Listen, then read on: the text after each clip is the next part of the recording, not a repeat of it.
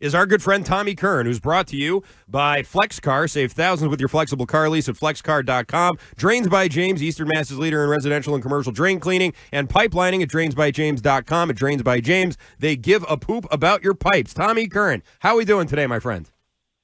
Good.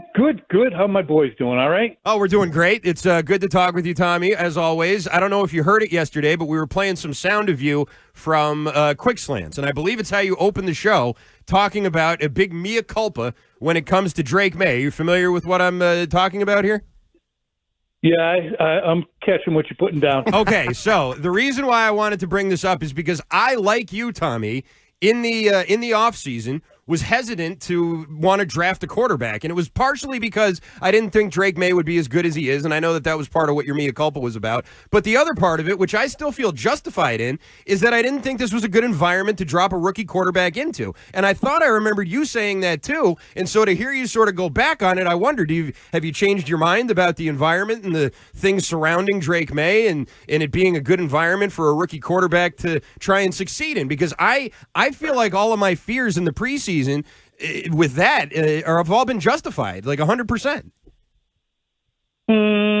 Well, you're never gonna have that position rectified 100%. I think, with the wave of a magic wand. What you needed to have, however, and I wrote this in April, did a long story on Drake Maye about his resilience and his football character and his physical toughness.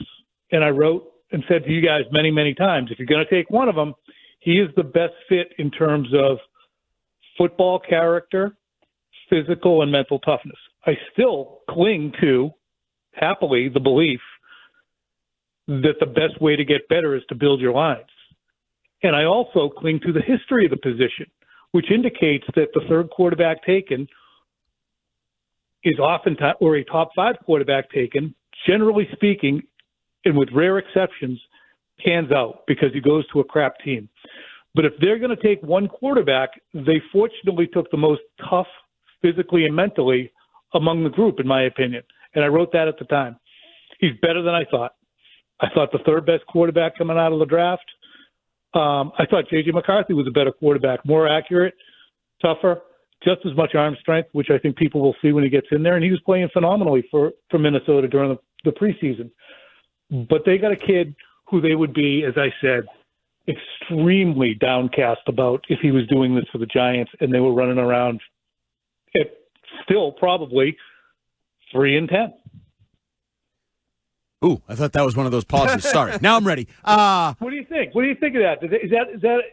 Does that align any better? No, it does. It aligns fine, and I agree with you. He's better than I thought he was going to be. I thought his last year in North Carolina wasn't all that impressive, and I thought maybe they were reaching a little bit trying to put all this into it, and I was wrong about that. I agree, but I wasn't wrong, and I don't think you were wrong either about this team, this roster that he's being dropped into, and the environment with all these new coaches who are all first-timers learning on the job and all of that, and that being a conducive environment for a rookie QB to grow and progress in. But if you're going to take one, you better take the one who's the smartest, Yep. or excuse me, you better take the one who's the most physically and mentally resilient, and they did that. The kid has been absolute aces. That might be his best asset in some ways, as I said at the time, over the next few years. His toughness, I mean, he could be standing up there moping at the podium and whining in front of the mic and rolling his eyes. He was asked about the decision at the end of the game the other day to kick the field goal, and he said it like, a private in the Army. I'm just following whatever they want, whatever support they need, which is what they need.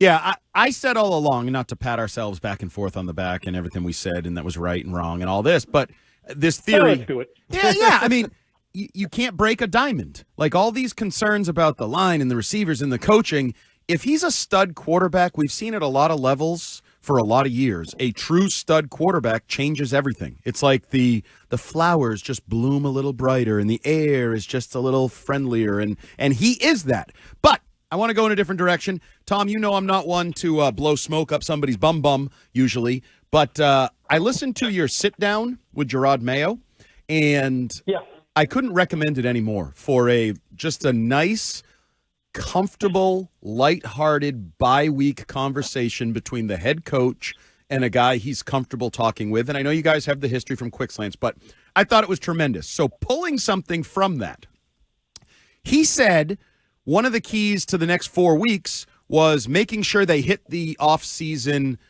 basically knowing what they have, right? Finding out about the guys they have, particularly young guys. So I'm going to ask you, of the young players, if you can only find out for certain about one of them, who would you pick? I think I know the answer, but who would you pick?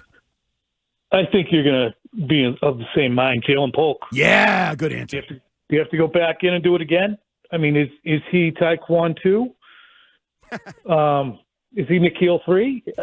Or is this just a complete aberration and he's going to be fine? That's what they have to answer, but there's so many offensive line questions they need to answer too about Layden Robinson and Caden Wallace, and even to a degree City So. Why has City So become a player they can't use? Like literally from a guy who was able to start last year. Yep. Why do they have to flush players who were seemingly okay even from last year? And we could point to, okay, the coaching isn't good enough. And that was something that I asked Jerod in the interview.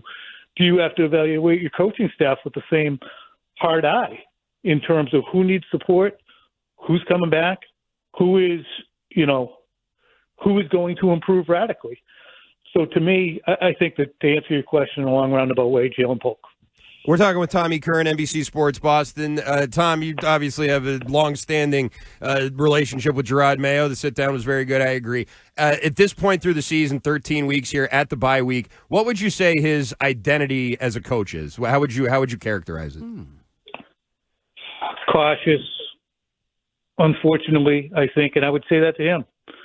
Cautious, worried of doing the wrong thing, and I feel he's been put into a tough situation. I don't think any of us would disagree with that. I don't think that he would disagree with my saying that, my appraisal. He might disagree that it's a tough situation, but I think the way the season has played out, the way his